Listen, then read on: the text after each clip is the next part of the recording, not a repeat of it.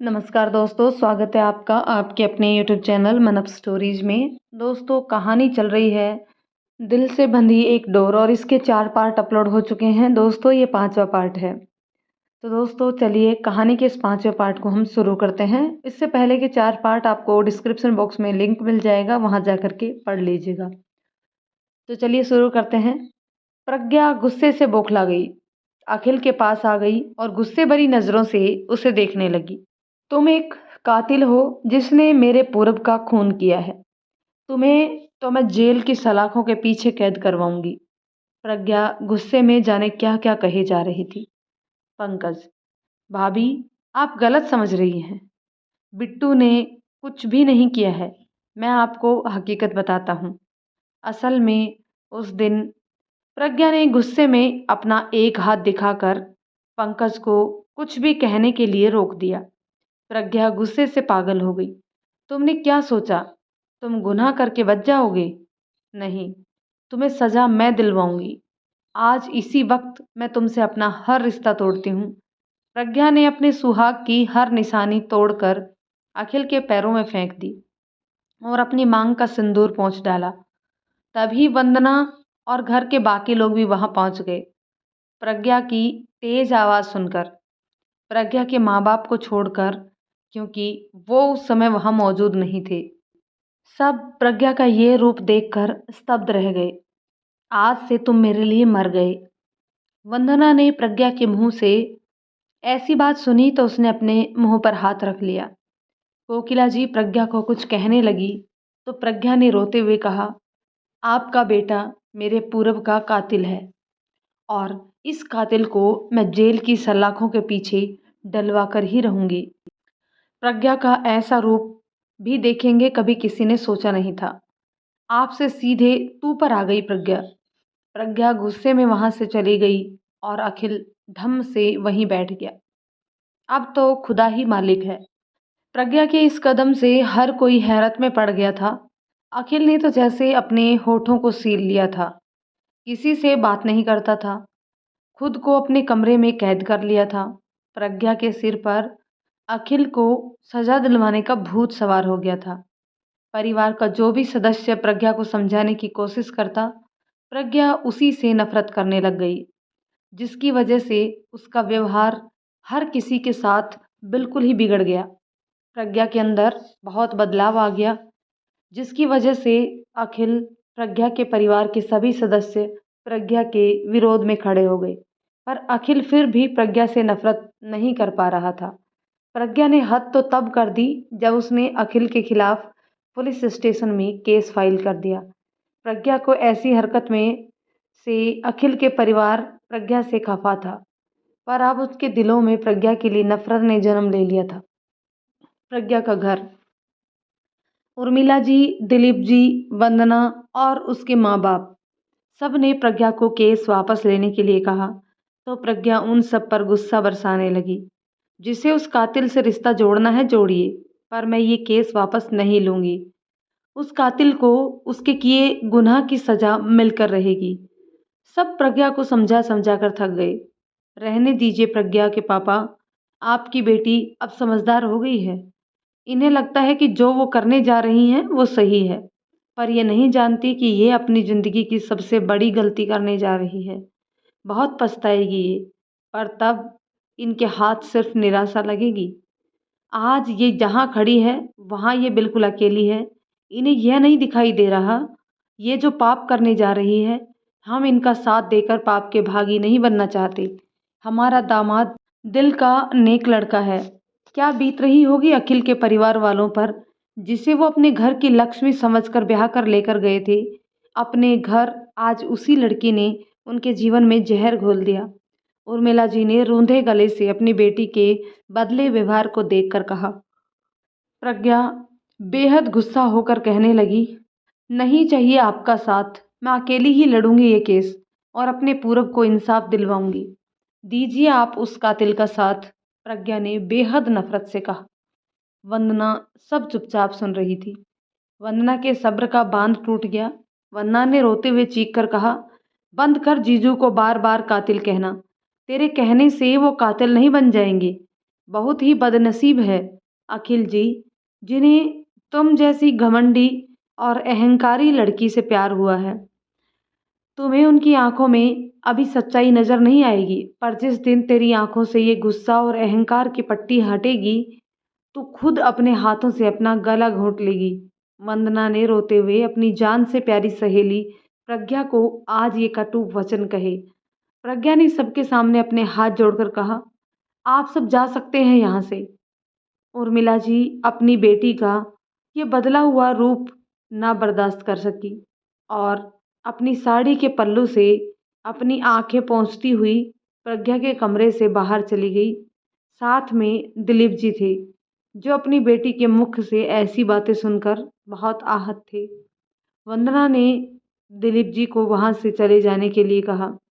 सबकी जिंदगी में आग ही लग गई थी नफरत की, जिसमें सबकी जिंदगियां झुलस गई। प्रज्ञा के एक गलत फैसले ने सबकी जिंदगियों को तहस नहस कर दिया। कुछ दिनों बाद कोर्ट में पेशी थी। कटघरे में असहाय सा अखिल खड़ा था और प्रज्ञा अपने वकील के पास बैठी थी, पर अकेली। प्रज्ञा के माता पिता वंदना और उसके माता पिता अखिल के परिवार के साथ खड़े थे। कोर्ट में जज साहब के सामने दोनों पक्षों के वकीलों ने जिरह शुरू की। आखिर में अखिल के वकील ने पुलिस की मदद और गवाहों के माध्यम से सबूत दिखाकर अखिल को निर्दोष साबित कर दिया। जज साहब ने दोनों पक्षों में के दिखाए गए सबूतों के मद्देनजर अखिल को बाइज्जत बरी कर दिया। अखिल के चेहरे पर दाढ़ी मूंछ आ गई थी। इन दिनों में अखिल का चेहरा बिल्कुल पीला पड़ गया था।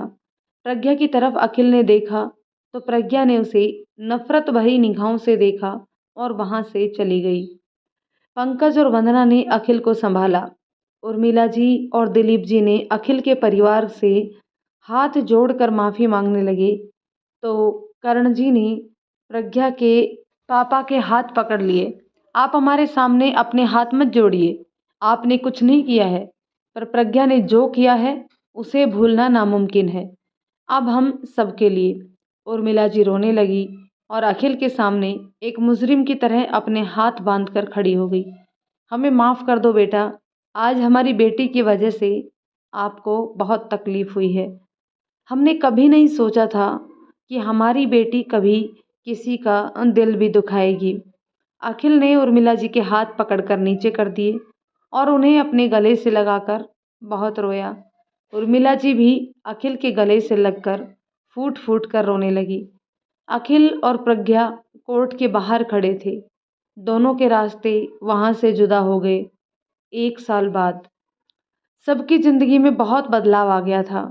इस 1 साल में अखिल और प्रज्ञा कभी एक दूसरे के सामने नहीं आए। पंकज के साथ एक हादसा हो गया जिसमें उसके पिताजी की मृत्यु हो गई। पंकज को अपनी जॉब के कारण अपने घर से दूर रहना पड़ता था, इसलिए अखिल ने पंकज की मां को अपने घर रख लिया। पंकज अब निश्चित होकर अपनी जॉब कर रहा था। आज पंकज और वंदना की हल्दी की रस्म की तैयारी हो रही थी। अखिल ने पंकज और वंदना की शादी के लिए शिमला चुना था, क्योंकि वंदना को हिल स्टेशन बहुत ही अधिक पसंद था। अखिल ने पूरे घर को अपनी देखरेख में डेकोरेट करवाया था। अखिल को बार बार घर के बाहर बुलाया जा रहा था। अखिल ने ही पंकज को सबसे पहले हल्दी लगानी थी। अखिल पहले से बहुत ही बदल गया था। इस 1 साल में अखिल एक सफल बिजनेस टाइकून बन गया था। पहले से भी ज़्यादा अट्रैक्टिव, एकदम फिट बॉडी।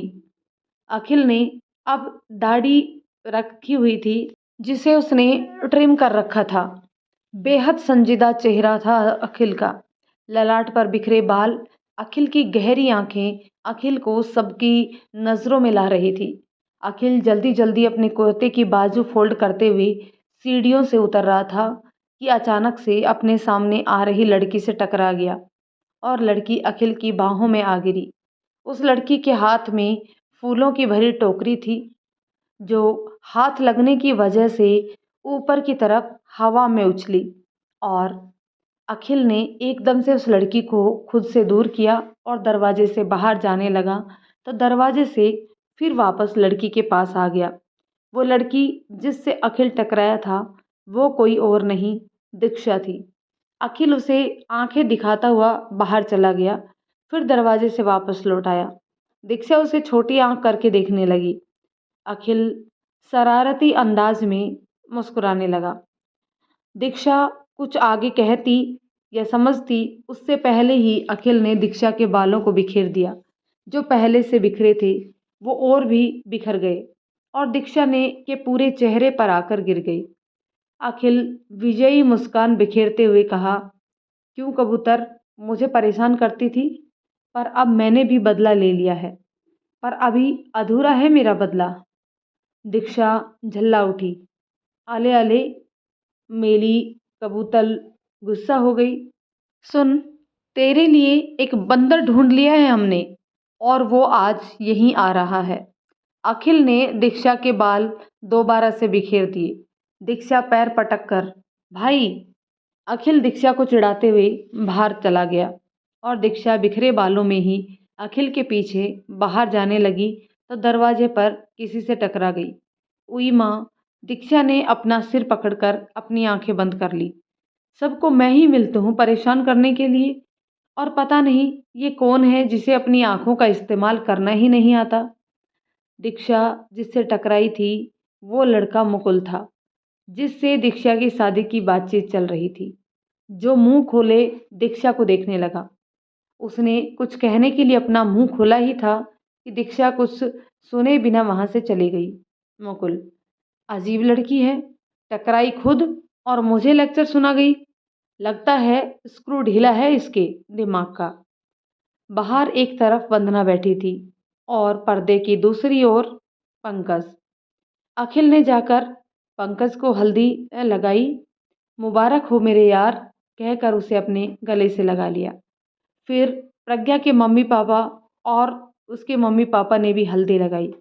प्रज्ञा ने जो कुछ भी किया था अखिल के साथ, उसकी वजह से अखिल के परिवार ने उनसे नाता ही तोड़ लिया था। पंकज, तू मेरा यार है, जिगरी यार। तुझे देखे हुए 6 महीने से ऊपर हो गया था। अब तो वापस नहीं लौट जाएगा अमेरिका। अखिल, मैं अब यहीं रहूंगा।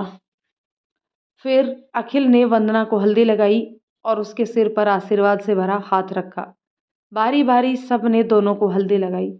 इस बीच प्रज्ञा के बारे में किसी ने भी कोई जिक्र नहीं किया। दीक्षा पंकज व वंदना को हल्दी लगा रही थी, पर उसकी नज़र अखिल पर थी।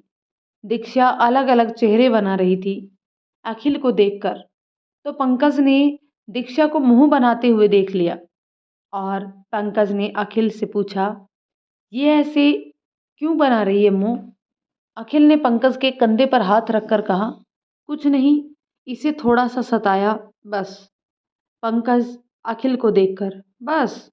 अखिल, मैंने तुम्हें बताया था ना, वो हमारे बिजनेस एसोसिएट मिस्टर मेहरा।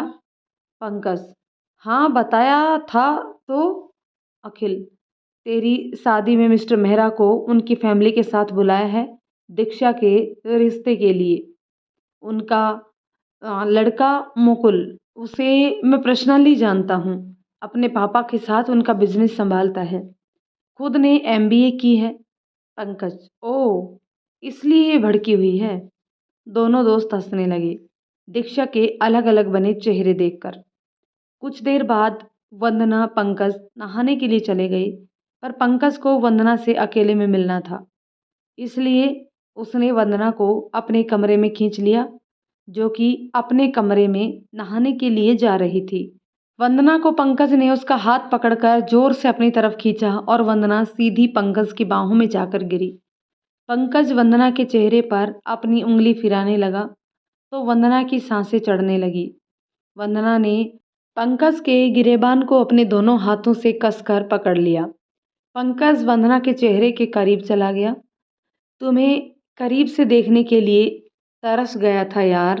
तुम जानती हो वंदना, मैं तुमसे बहुत प्यार करता हूँ, बहुत बहुत बहुत ज़्यादा, कहकर वंदना को अपने सीने में छुपा लिया। वंदना पंकज की बात सुनकर मुस्कुरा दी।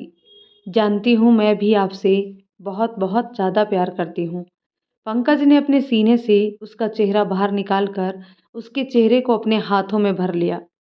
पंकज वंदना की आंखों में बहुत प्यार से देख रहा था। कैन आई किस यू?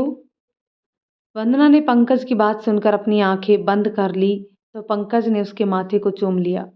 आई लव यू वंदू कहकर उसकी गर्दन को चूम लिया।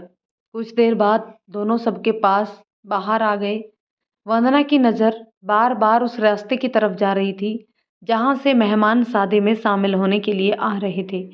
तभी कोकिला जी वंदना के पास आकर बैठ गई। उधर क्या देख रही हो तुम वंदना? वंदना ने उस रास्ते की तरफ अपनी नज़रें जमा कर रखी हुई थी और कहा, मैं बिट्टो को देख रही हूँ। वो अब तक आई क्यों नहीं? वंदना बेसब्री से प्रज्ञा के आने का इंतजार कर रही थी। कोकिला, अच्छा होगा वो यहाँ ना आए। वंदना कोकिला जी की ओर मुड़ गई।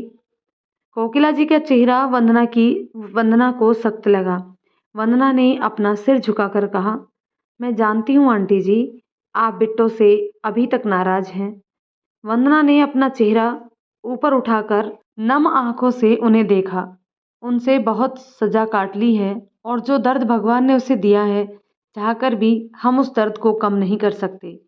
वो तो अब यहाँ बनारस में है भी नहीं, वो तो मथुरा में कॉलेज लेक्चरर लग गई है।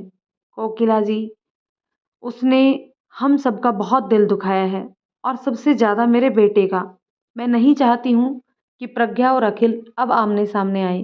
प्रज्ञा के साथ जो भी हुआ उसके दोषी हम नहीं हैं, पर हमारे साथ जो प्रज्ञा ने बुरा व्यवहार किया उसकी दोषी सिर्फ और सिर्फ प्रज्ञा है।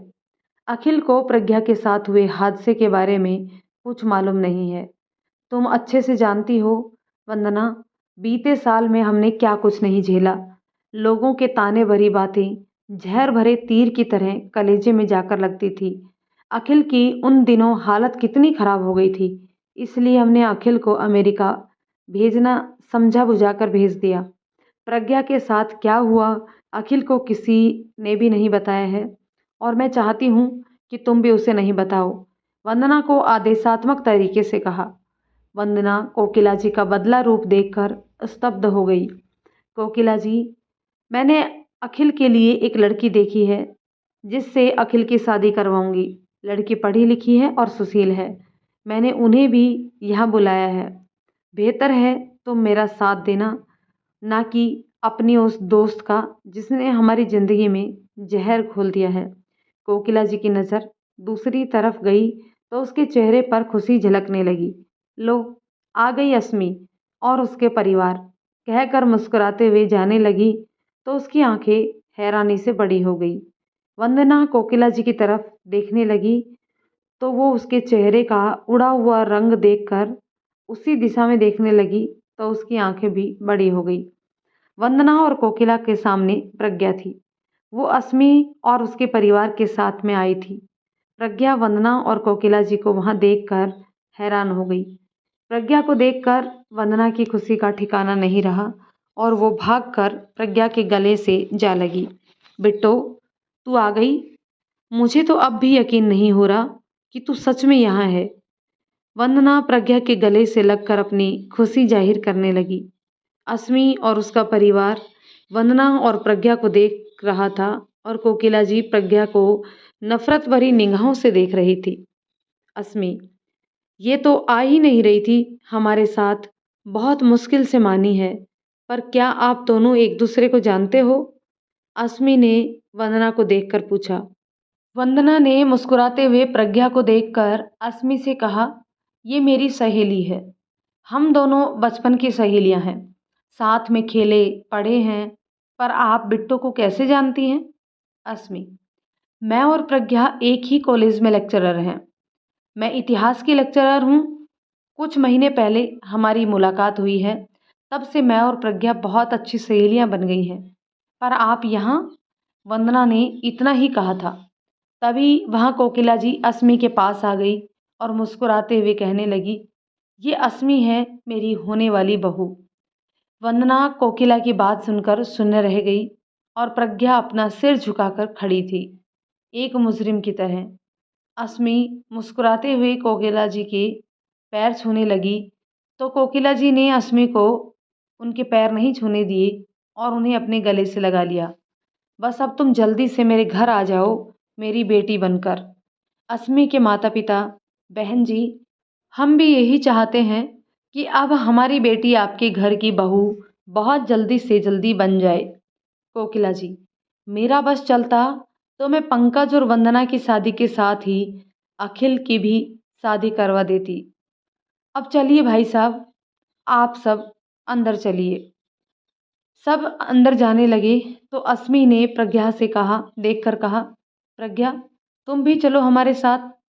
प्रज्ञा कुछ कहती उससे पहले ही कोकिला जी ने प्रज्ञा को अजीब सी नज़रों से देखा, फिर अस्मी को देखकर कहा, वो आ जाएगी अपनी सहेली के साथ।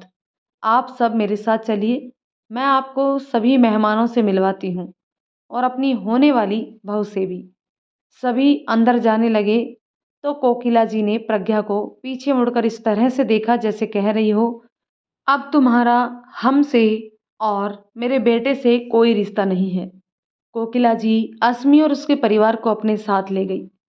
वंदना को कोकिला जी का प्रज्ञा से इस तरह से बातें करना बिल्कुल अच्छा नहीं लगा। ये आंटी जी को क्या हो गया है? कैसे बातें कर रही हैं? माना कि तुमसे गलती हुई थी, पर इसका मतलब ये तो नहीं कि उनको तुम्हारी बेइज्जती करने का हक मिल गया है। वंदना बेहद गुस्से में बोली। प्रज्ञा नम आंखों से वंदना को देखकर, वो गलत नहीं है, अपनी जगह बिल्कुल सही है। उन्होंने जो कुछ भी किया बिल्कुल सही किया है। जो मैंने किया है इन सब के साथ वो माफ़ करने लायक नहीं है। मैंने अखिल जी के निस्वार्थ प्रेम का निरादर किया है। पाप किया है मैंने, जिसका पश्चाताप मुझे मरते दम तक करना है। अपने गुस्से, बौखलाहट, पागलपन, नादानी, बेहुदगी की हर हद पार कर दी थी मैंने। मेरे साथ इससे भी बुरा होना चाहिए। महादेव जी ने मेरी तकदीर में हीरा लिखा था, पर मैं बेवकूफ़ उसे पत्थर समझ बैठी। वंदना ने गुस्से से प्रज्ञा के कंधों को कसकर पकड़ लिया। पागल हो गई है, कुछ भी बोले जा रही है। मानती हूँ तूने गलती की है, पर तूने इस गलती की कितनी बड़ी कीमत चुकाई है हम सब जानते हैं। तू हमसे दूर चली गई, पश्चाताप की आग में जल रही है अब तक। और कितनी सजा देनी है तुझे खुद को? वंदना ने सवालिया नजरों से प्रज्ञा को देखकर कहा। प्रज्ञा की आंखों में दर्द की लहर उठ गई। ये तो कुछ नहीं, अभी बहुत लंबी सजा काटनी है मैंने। मैंने अखिल को बिना किसी गलती के मुजरिम ठहरा दिया। आधी अधूरी बात सुनकर अखिल को जेल भजवा दिया। अखिल को बहुत तड़पाया है मैंने। उन्हें मैंने बहुत रुलाया है और अब मुझे रोना है। असमी बहुत अच्छी लड़की है, जो सुख दुख और प्यार ने मैं नहीं दे पाई वो असमी देगी। अखिल बहुत अच्छे हैं और मैं बहुत बहुत बुरी हूँ। उर्मिला जी और दिलीप जी अपनी बेटी की ऐसी हालत देखकर रो पड़े। प्रज्ञा की आंखों में जो आंसू थे, वो सच में पश्चाताप के आंसू थे। दर्द था और ये बात उर्मिला जी और दिलीप जी अपनी बेटी की आंखों में बह रहे आंसुओं में छिपे दर्द को महसूस कर रहे थे। प्रज्ञा के चेहरे से साफ पता चल रहा था कि प्रज्ञा अपने किए पर किस कदर शर्मिंदा है। वंदना, मुझे यहाँ नहीं आना चाहिए था। यहाँ अखिल जी होंगे और मैं उनकी नज़रों का सामना नहीं कर पाऊंगी, इसलिए मैं वापस जा रही हूँ यहाँ से। मैं यहाँ नहीं रुक सकती हूँ। कहकर वहाँ से जाने लगी तो वंदना ने प्रज्ञा का हाथ पीछे से पकड़ लिया। कब तक भागोगी इन सब बातों से? आज नहीं तो कल तुझे जीजू के सामने आना पड़ेगा। उनसे माफ़ी मांग अपनी गलती की। रही बात जीजू की शादी की, तो जीजू और तेरा तलाक नहीं हुआ है अभी तक। तुम दोनों आज भी पति पत्नी हो। जीजू कभी भी इस शादी के लिए नहीं मानेंगे, क्योंकि वो आज भी तुमसे बहुत प्यार करते हैं। प्रज्ञा की आंखों में आंसू झरझर बहने लगी। मैं बहुत किस्मत वाली हूँ कि अखिल जैसा जीवन साथी और प्यार करने वाला मुझे मिला, पर अखिल बहुत बदकिस्मत है जिन्हें मुझ जैसी पत्थर दिल से प्यार हुआ। मैं उनके लायक नहीं हूँ। उधर अस्मी को लेकर कोकिला जी के मन में सपने सजने लगे और प्रज्ञा के लिए गहरी नफरत ने जन्म ले लिया। कोकिला जी ने अस्मी को शादी में आए सभी मेहमानों से अपनी होने वाली बहू के रूप में मिलवाया।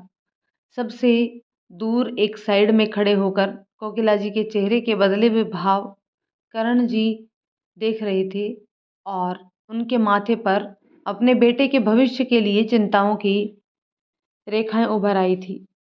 अखिल हर बात से अनभिज्ञ था अभी तक। अखिल की जिंदगी में कितना बड़ा तूफान आने वाला है अखिल नहीं जानता था। अखिल के दिमाग में अब तक सिर्फ और सिर्फ प्रज्ञा ही अपना कब्जा जमाए बैठी थी। कोकिला जी अपने कमरे में चक्कर पर चक्कर काट रही थी। प्रज्ञा को शादी में देखकर कोकिला जी गुस्से से बौखला गई। ये लड़की दोबारा से हमारी जिंदगी में कभी नहीं आ सकती। अखिल की जिंदगी में इसे कभी वापस नहीं आने दूंगी। मुझे जल्द से जल्द कुछ करना होगा। अगर अखिल को पता चल गया कि प्रज्ञा के साथ क्या हुआ है तो वो अस्मी से कभी शादी नहीं करेगा। मुझे अपने बेटे की ज़िंदगी में वो मनहूस लड़की नहीं चाहिए। कल मेहंदी है और मैं कल ही अखिल की शादी अस्मी से करवाऊंगी, चाहे कुछ भी हो जाए। अपने बेटे से क्या कहेगी श्रीमती जी?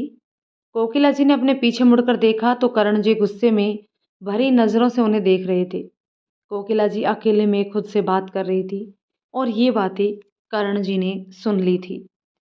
कोकिला जी करण जी की बातें सुनकर उनसे अपनी नज़रें चुराकर कहने लगी, वही जो आपने सुना। करण जी का चेहरा गुस्से से लाल हो गया और कोकिला जी के सामने जाकर खड़े हो गए। आप अपने बेटे को जीते जी मार डालना चाहती हैं क्या? कोकिला जी ने करण जी की तरफ देखा। उसे फिर से जीना सिखाना चाहती हूँ, इसलिए मैंने फैसला कर लिया है कि अखिल की शादी कल ही होगी और अस्मी के साथ होगी। करण जी कोकिला जी की बात सुनकर बेहद नाराज हो गए। आपका फैसला और ये फैसला आप अपने बेटे की ज़िंदगी का ले रही हैं, वो भी अपने बेटे की बताए बिना। किस हक से आप अपने बेटे की ज़िंदगी का फैसला ले रही हैं? कोकिला जी ने गुरूर से में आकर कहा, उसकी माँ होने के नाते मैं उसकी ज़िंदगी का फैसला ले रही हूँ। मेरा बेटा मेरा कहा मानेगा वो अस्मी से शादी करेगा और ज़रूर करेगा। तो दोस्तों कहानी आपको कैसी लगी कमेंट करके बताइएगा। यदि कहानी पसंद आए तो लाइक शेयर करें। चैनल पर नए हैं तो चैनल को सब्सक्राइब जरूर कर लें। धन्यवाद दोस्तों।